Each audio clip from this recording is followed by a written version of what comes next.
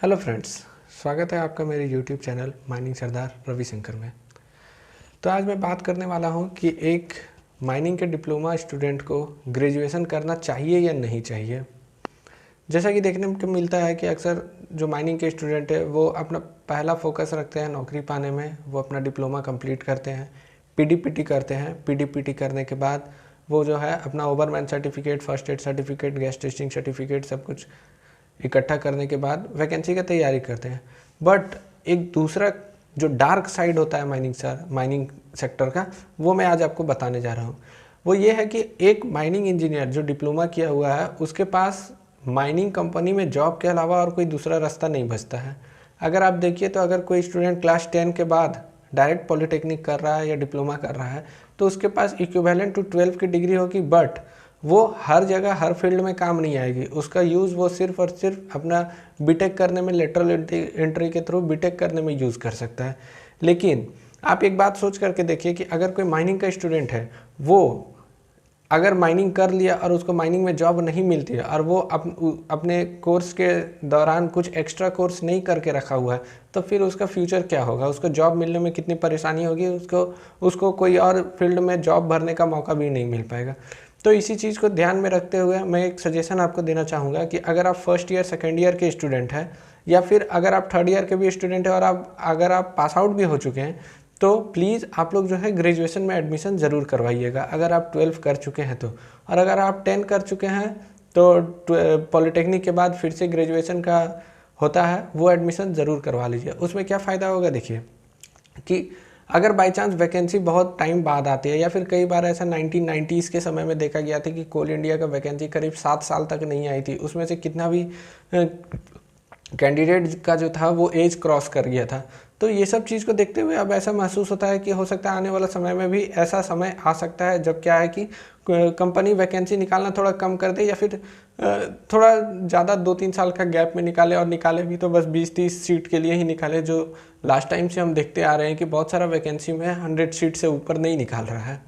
तो इसी चीज़ को देखते हुए हम सोच रहे थे, जैसे हम खुद भी कर रहे हैं, हम खुद भी ग्रेजुएशन कर रहे हैं, क्योंकि हमको पता है कि हो सकता है आगे का लाइफ में प्रमोशन में या कई ऐसा चीज़ मौका मिलेगा जब आपको ग्रेजुएशन होना ज़रूरी हो जाएगा। उस समय तक अगर आप कर करके नहीं रखिएगा ग्रेजुएशन, तो हो सकता है उस समय आप बाकी का कैंडिडेट से पीछे हो जाइएगा, या जो रफ्तार दुनिया चलेगा जिस रफ्तार से, उस रफ्तार में आप पीछे हो जाइएगा। इसलिए मैं अभी फर्स्ट ईयर सेकंड ईयर के स्टूडेंट को तो स्पेशली सजेस्ट करूंगा कि आप जो है ग्रेजुएशन में एडमिशन करवा लीजिए। इग्नू बहुत अच्छा प्लेटफॉर्म है जहाँ से आप बीए, बीएससी, बीकॉम कुछ भी कर सकते हैं। मेरा कहने का उद्देश्य है कि आप जो है कम से कम एक ग्रेजुएट का डिग्री रखिए, ताकि अगर मौका लगे और वैकेंसी नहीं आ रही है तो आप 1-2 साल का तैयारी करके रेलवे में, बैंकिंग में या कई सारा स्टेट गवर्नमेंट का जॉब में या फिर कुछ और भी चीज़ में आपका स्कोप बहुत बढ़ जाएगा ग्रेजुएशन करने के बाद। लेकिन माइनिंग करने के बाद क्या होता है कि आपका स्कोप बहुत लिमिटेड हो जाता है, आप सिर्फ और सिर्फ माइनिंग सेक्टर में काम कर सकते हैं।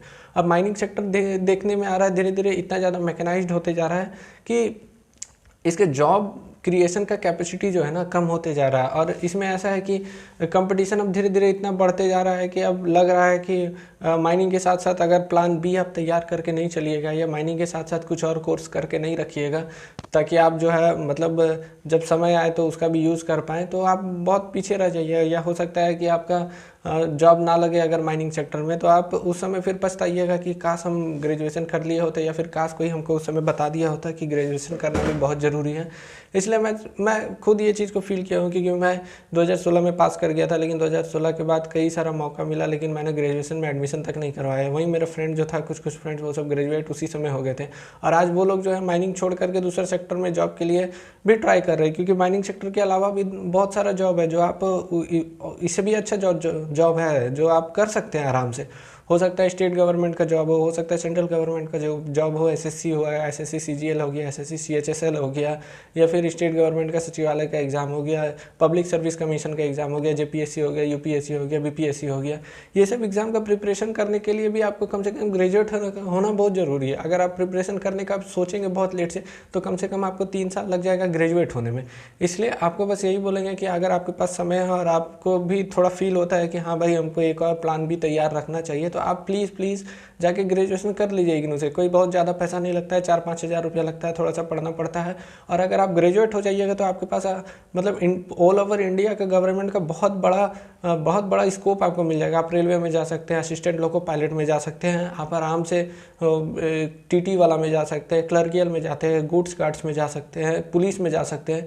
अभी सबसे अच्छा वैकेंसी, जैसे मेरे को ही बता दूं, मैं पुलिस में बहुत ज़्यादा इंटरेस्टेड था, मैं शुरू से ही पुलिस बनना चाहता था, लेकिन क्या हुआ कि बीच में ऐसा हो गया कि नहीं, माइनिंग ही करना है। लेकिन अब मेरा रुझान फिर से पुलिस की ओर बढ़ रहा था। और झारखंड दरोगा का मैक्सिमम एज 27 ईयर होता है, जो कि जैसे कि मेरा डेट ऑफ बर्थ 1995 है, तो उस हिसाब से मैं जो इस साल मतलब झारखंड दरोगा का वैकेंसी के लिए एलिजिबल नहीं रह पाऊँगा।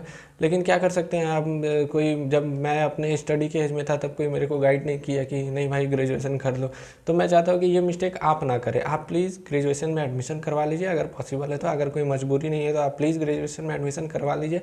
आप आराम से 2-3 महीना पढ़ के भी ग्रेजुएट कर सकते हैं। इग्नू के साथ आप पढ़ाई, जॉब और इग्नू का एकेडमिक्स सब एक साथ कर सकते हैं। आप खुद सोच करके देखिएगा कि अगर आप एक ग्रेजुएट कैंडिडेट रहिएगा तो आपका रिस्पेक्ट बहुत बढ़ जाएगा। आप अगर जॉब में भी जाइएगा, आपका अगर नौकरी भी हो जाता है कोल इंडिया में, तो जब प्रमोशन का टाइम आता है उस समय एक कॉलम रहता है एक्स्ट्रा क्वालिफिकेशन, उसमें आप कम से कम ग्रेजुएशन फिल कर पाइएगा। वरना अभी के कैंडिडेट बस 10 लिखते हैं, डिप्लोमा लिखते हैं, उनके पास कोई एक्स्ट्रा क्वालिफिकेशन नहीं होता है लिखने के लिए। तो मेरा यही सुझाव रहेगा कि आप जो है ग्रेजुएशन में एडमिशन करवा लीजिए, ताकि फ्यूचर में आपके पास प्लान बी जो है ईजिली अवेलेबल रहे। अभी जैसे कि देख रहे हैं कभी कभी ऐसा मतलब माहौल चलता है कि इंडियन गवर्नमेंट ने ही निकाला, रेलवे का वैकेंसी निकाल दिया, 50,000 वैकेंसी निकाल दिया। तो हो सकता है आपका अगर कोल इंडिया में होने में लेट हो रहा है तो कम से कम आप रेलवे में ट्राई कर सकते हैं। और मैं बता रहा हूँ कि कोल इंडिया का जो फाइटर है, जो कोल इंडिया का तैयारी करने वाला स्टूडेंट है, उसके लिए रेलवे ग्रुप डी या रेलवे ग्रुप सी का एग्ज़ाम कोई बहुत बड़ा एग्जाम नहीं होता है। वो आराम से 2 महीना 3 महीना पढ़ के या 6 महीना पढ़ के आराम से निकाल सकता है। तो ये आप तभी कीजिएगा जब आप ग्रेजुएट रहिएगा। अगर आप ग्रेजुएट है तभी आप कोई अच्छा एग्जाम का भी तैयारी कर सकते हैं साथ में। आप आराम से बैंकिंग सेक्टर में जा सकते हैं, या आप 1 साल 2 साल दिल्ली में जाके या फिर कोई अच्छा कोचिंग इंस्टीट्यूट में जा करके या ऑनलाइन कोर्सेज लेकर के आप आराम से सीख सकते हैं और अपना फ्यूचर को बहुत ब्राइट बना सकते हैं। मैं खुद अभी माइनिंग सरदार का ड्यूटी करता हूँ, मैं खुद एक माइनिंग सरदार हूँ, लेकिन मैं ग्रेजुएशन कर रहा हूँ क्योंकि मुझे ऐसा लगता है कि माइनिंग सेक्टर हो सकता है आगे जा करके मेरे हेल्थ के लिए बहुत इशू करेगा, या मैं उतना परफेक्टली ये जॉब नहीं कर पाऊँगा। तो कम से कम मेरे पास एक बैकअप तैयार रहना चाहिए था। और क्योंकि लड़का का एज जो होता है वो 30-33, या रिजर्व कैंडिडेट जो हो गए उनका 35 इवन 40 तक का स्टेट गवर्नमेंट जो है अलाउ करता है आपको जॉब के लिए वैकेंसी भरने के लिए। तो आई एम जस्ट ऑफ 27, क्यों नहीं मैं ट्राई करूँ? मेरे पास 10 साल टाइम है, 8 साल टाइम है, तो क्यों नहीं मैं इससे अच्छा के लिए ट्राई कर सकता हूँ। और मेरा बहुत ख्वाहिश था कि मैं दरोगा बनूँ, बट मुझे बहुत अफसोस के साथ कहना पड़ रहा है कि मैं दरोगा के लिए अभी एलिजिबल नहीं रह पाया, सिर्फ इसलिए क्योंकि जब मैं आप लोगों के एज में था, या जब आप लोग जैसे अभी कॉलेज स्टूडेंट है या जस्ट पास आउट स्टूडेंट है, तो जब मैं आप लोग के एज में था तब मेरे को कोई बताया नहीं कि भाई ग्रेजुएशन भी कर लो, इसमें भी अच्छा स्कोप है। तो मैं बस यही चाहूँगा कि मैं जो गलती कर चुका हूँ वो गलती आप ना करें। अगर आपको वीडियो अच्छा लगे तो प्लीज़ सब्सक्राइब कर दीजिए और लाइक कर दीजिए, और आपको लगता है कि मेरा वीडियो आपके फ्रेंड्स को हेल्प कर सकता है तो मेरा वीडियो को शेयर भी कर दीजिए। Thank you.